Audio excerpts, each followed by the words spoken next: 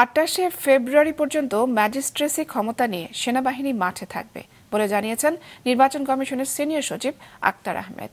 নির্বাচনে আইনশৃঙ্খলা পরিস্থিতির নিয়ন্ত্রণে কোনো ছাড় দেয়া হবে না বলেও জানান তিনি। মাহমুদুল হাসানের রিপোর্টে বিস্তারিত। আসছে সংসদ নির্বাচনকে সামনে রেখে তফসিল ঘোষণার আগে আইনশৃঙ্খলা বাহিনীর সঙ্গে দ্বিতীয়বারের মতো বৈঠক করেছে নির্বাচন কমিশন। রাজধানীর আগারগাঁওয়ে নির্বাচন ভবনে সকাল 10:30টায় শুরু হয় এ বৈঠক। প্রধান নির্বাচন কমিশনার এএমএম নাসির উদ্দিনের সভাপতিত্বে 4 নির্বাচন কমিশনার, স্বরাষ্ট্র সচিব ও ইসি সচিব সহ বিভিন্ন বাহিনী ও সংস্থার শীর্ষ ব্যক্তিরা এ বৈঠকে অংশ নেন। এ সময় নির্বাচনে নিরাপত্তা পর্যালোচনা ও কর্মকৌশল নির্ধারণ করতে নির্দেশনা দেন নির্বাচন কমিশনার। একই সঙ্গে ভোটের আগে ও পরে কতদিন আইনশৃঙ্খলা বাহিনী মাঠে থাকবে এবং ভোট কেন্দ্রে কতজন সদস্য নিয়োজিত থাকবেন সে বিষয়ে আলোচনা হয় বৈঠকে। নির্বাচন কমিশনের সিনিয়র সচিব সাংবাদিকদের জানান, অবাধ, সুষ্ঠু, গ্রহণযোগ্য নির্বাচন অনুষ্ঠানে আইনশৃঙ্খলা বাহিনীর প্রতিটি সংস্থাকে সহযোগিতা করতে বলা হয়েছে।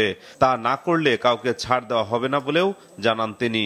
আইনশৃঙ্খলা বিষয়ে লিড মিনিস্ট্রি হিসেবে স্বরাষ্ট্র মন্ত্রণালয় দায়িত্ব পালন করবে। সুষ্ঠু, সুন্দর, সার্বিক, উৎসবমুখর পরিবেশের নির্বাচনকে বাস্তবায়ন করার জন্য সর্বাত্মক সহযোগিতা সবাইকে করতে হবে এবং নিজস্ব দায়িত্ব নিজের আওতায় পালন করতে হবে। কাউকে কোনো ছাড় দেওয়া হবে না। তিনি বলেন, সেনাবাহিনীকে ম্যাজিস্ট্রেসি ক্ষমতা দেওয়া থাকবে 28 ফেব্রুয়ারি পর্যন্ত। আমাদের মাঠ পর্যায়ে যে electoral enquiry committee, judicial magistrate, executive magistrates এরা থাকবেন। আপনারা জানেন এর পাশাপাশি সেনাবাহিনীর আপনার ম্যাজিস্ট্রিয়াল পাওয়ার 28 ফেব্রুয়ারি পর্যন্ত, আগামী বছরের 28 ফেব্রুয়ারি 2026 পর্যন্ত বর্ধিত করা হয়েছে। ইসি সচিব জানান, আচরণবিধি মানার বিষয়ে শুরু থেকে জোর দিচ্ছে নির্বাচন কমিশন।